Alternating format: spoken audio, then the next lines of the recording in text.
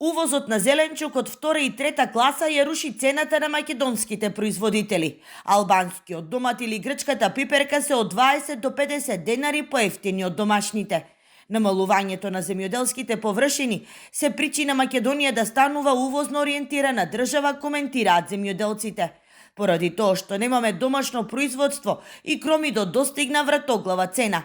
1 килограм се продава по 100 денари. Немаме наше производство, нема Македонија, оваа година ќе биде доста увозно ориентирана држава. Бидеме зависници од увозна стока. Нема, се намалува производството. Нема работно способна сила. Младите се надвор од државата, не се тоа. Тражат од увозните поземат од нашто некет, од производителите неке. Даеш му го 10 динара и неке. Оде зима од тај што го прекупил. Речи си 90% од краставиците и доматите што се продаваат на зелените пазари се увезени.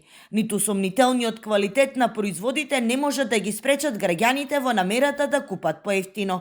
Скапите репроматеријали и енергенси го прават неконкурентно домашното производство.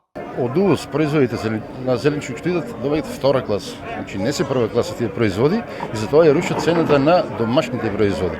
Значи нашите оранжери знаеме оваа година како беа цените на електрична енергија и на другите ресурси за производство, и луѓето по моje мислење, знам некои информации дека го намалија производството, плашејќи се од скапите производствени трошоци.